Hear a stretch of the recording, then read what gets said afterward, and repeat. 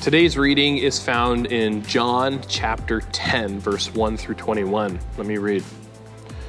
I tell you the solemn truth, the one who does not enter the sheepfold by the door, but climbs in some other way, is a thief and a robber.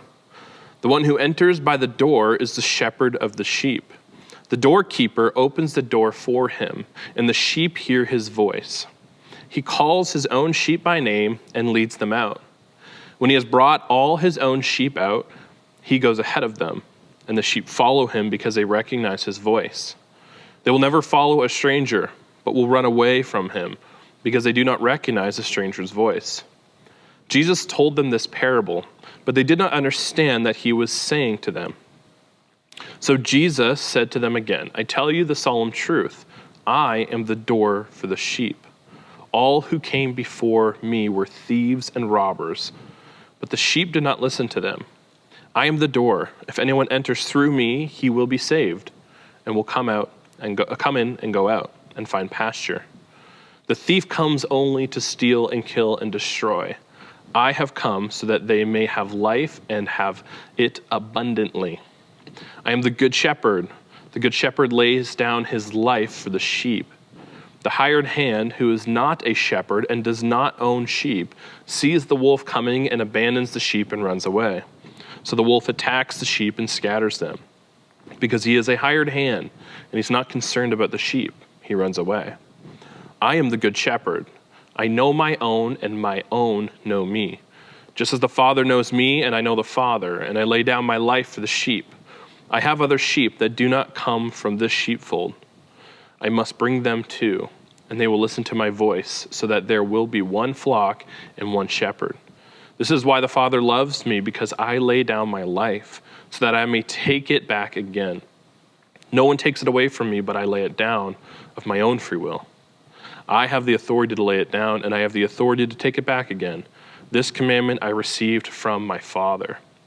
Another sharp division took place among the Jewish people because of these words. Many of them were saying, he is possessed by a demon and he's lost his mind. Why do you listen to him? While others said, these are not the words of someone possessed by a demon. A demon cannot cause the blind to see, can it?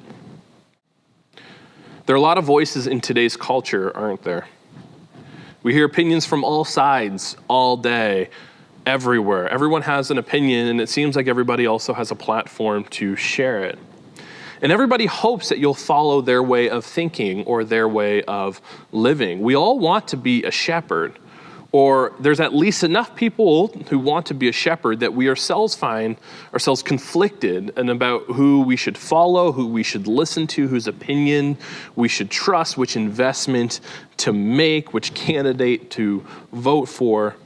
In the first century, the Jewish people, they were being pulled in different directions by different shepherds as well.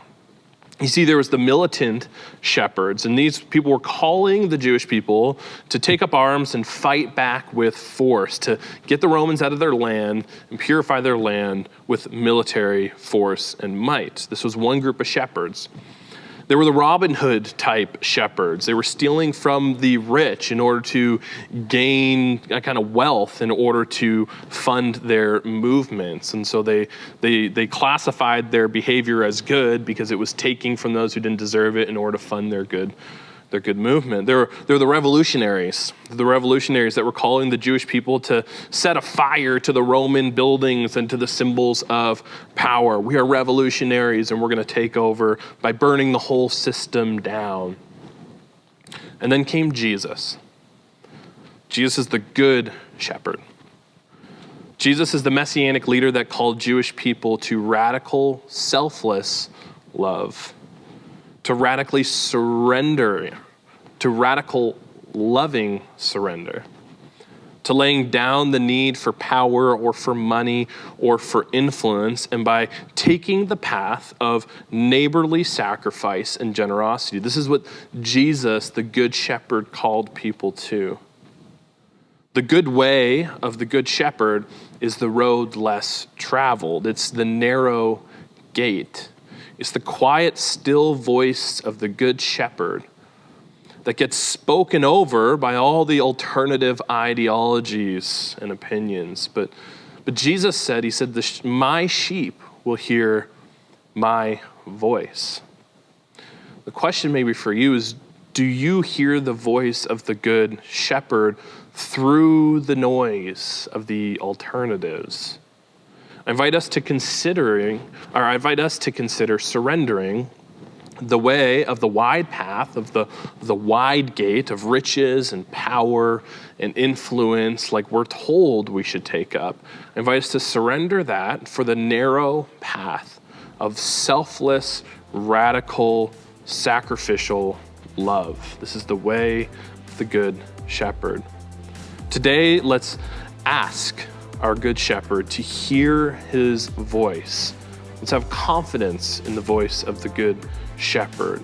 And let's ask for courage to actually walk the path of love and of peace and of full, loving surrender.